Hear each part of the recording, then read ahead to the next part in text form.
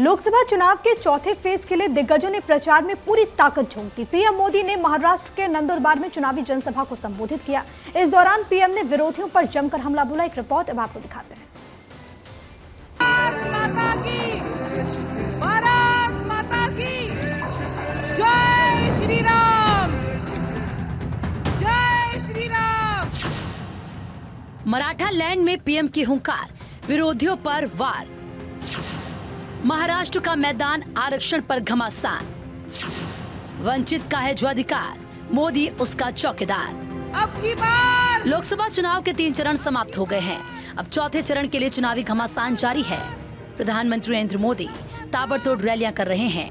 लोकसभा चुनाव के मद्देनजर महाराष्ट्र काफी अहम राज्य है।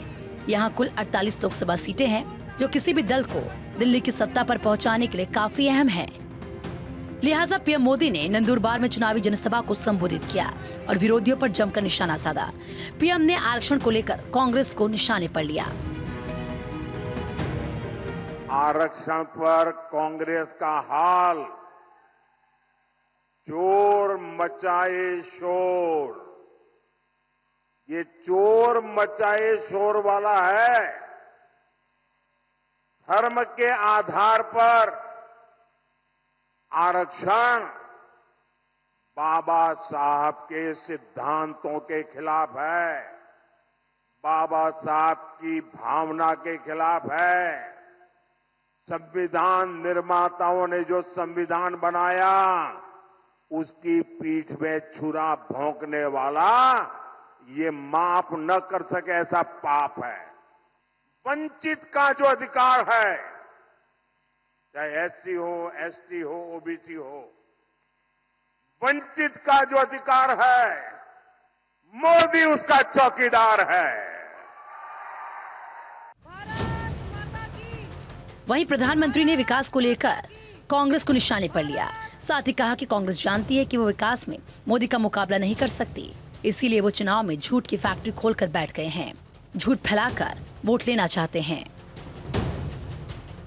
साथियों, कांग्रेस जानती है कि वो विकास में मोदी का मुकाबला कर ही नहीं सकते, और इसलिए वो इस चुनाव में झूठ की फैक्ट्री खोल के बैठ गए हैं। झूठ फैलाकर वोट लेना चाहते हैं। इसके साथ ही पीएम मोदी ने सैम पित्रोदा के बयान को लेकर भी कांग्रेस को आड़े हाथों लिया। साथ ही कहा कि ये लोग राम के देश में राम मंदिर जाने वालों को विद्रोही बता रहे हैं।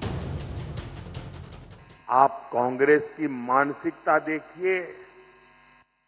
ये राम के देश में राम मंदिर को देश विरोधी बता रहे हैं। ये तुष्टीकरण के लिए सरकारी इफ्तारी करने वाले लोग, ये आतंकवादियों की कब्रों को संवारने वाले लोग, ये हम सबके प्रभु राम और जिनका राम मंदिर जहां हम जाते हैं, उस राम मंदिर जाने को देश विरोधी बता रहे हैं। लोकसभा चुनाव का रण जैसे जैसे आगे बढ़ रहा है, चुनावी लड़ाई तेज होती जा रही है।